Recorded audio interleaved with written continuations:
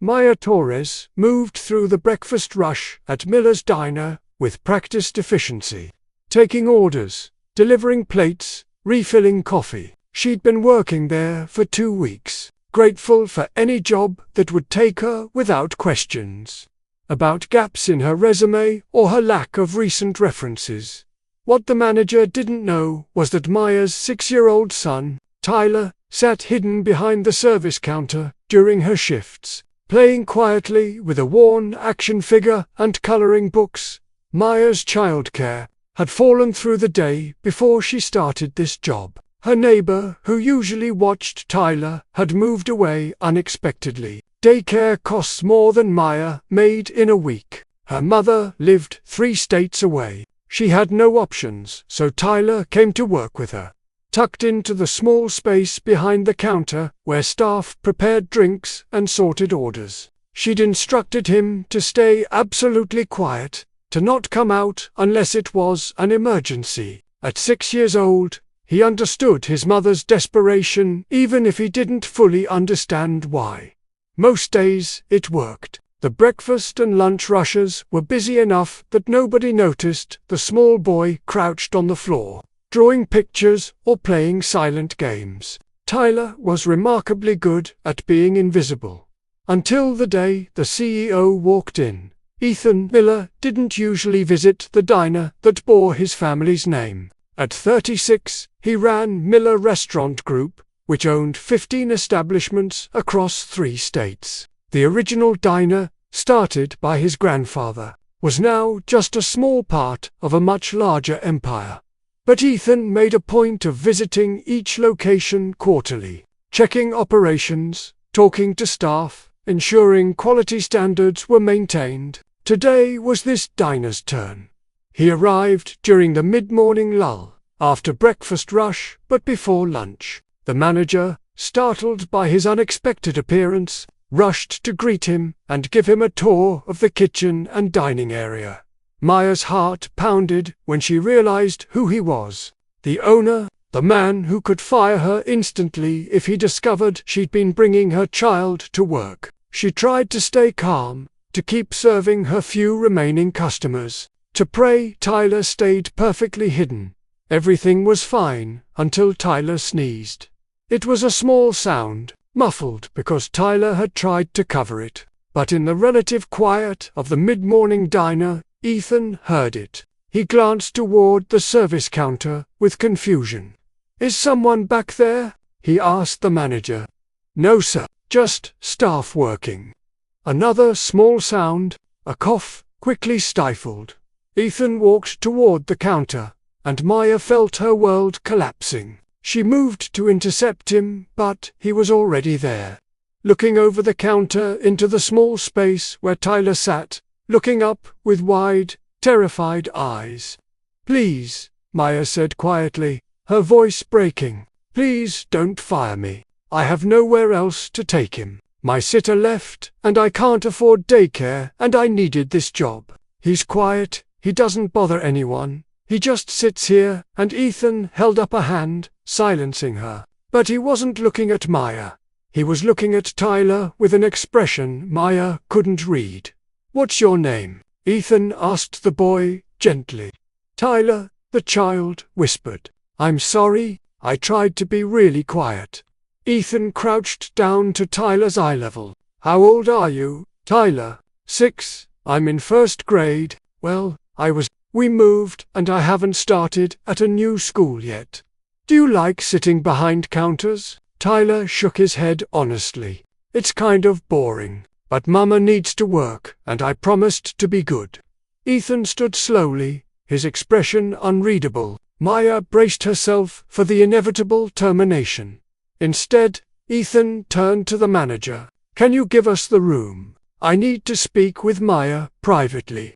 The manager left, clearly uncomfortable. Maya stood frozen, waiting for the axe to fall.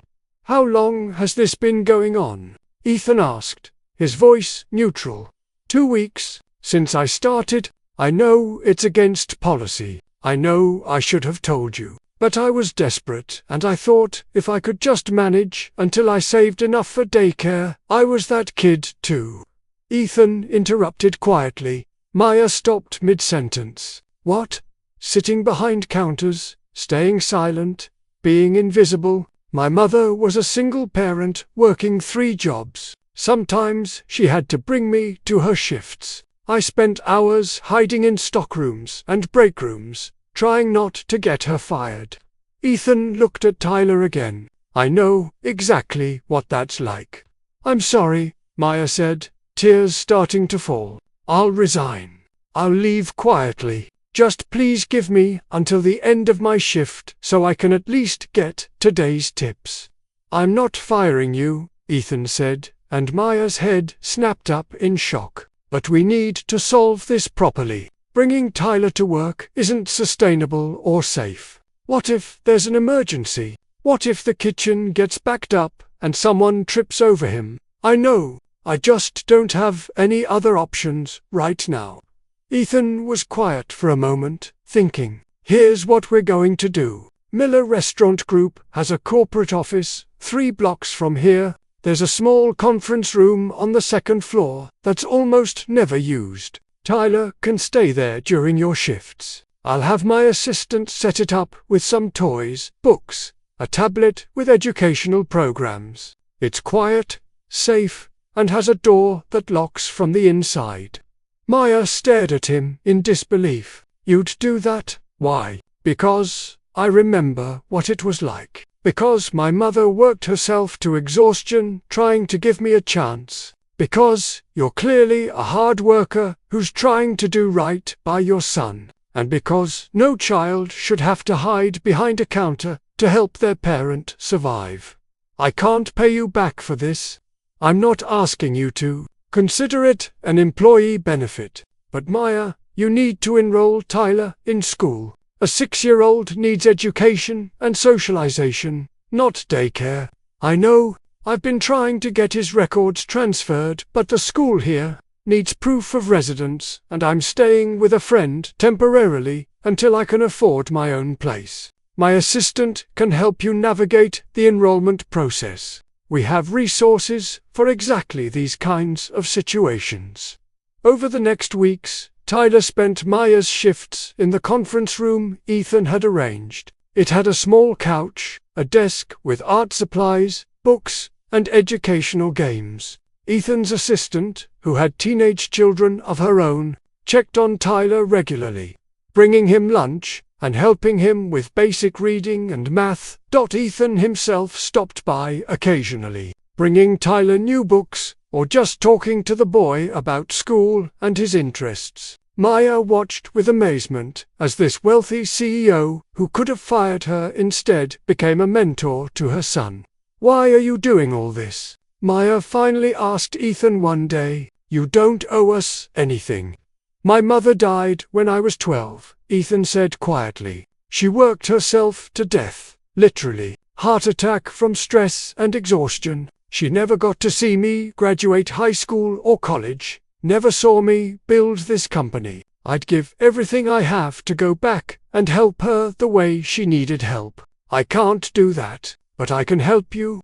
3 months later, Tyler was enrolled in school and doing well. Maya had saved enough from her job and generous shifts Ethan quietly arranged to move into her own small apartment. She'd been promoted to head server, with a pay increase that made childcare affordable.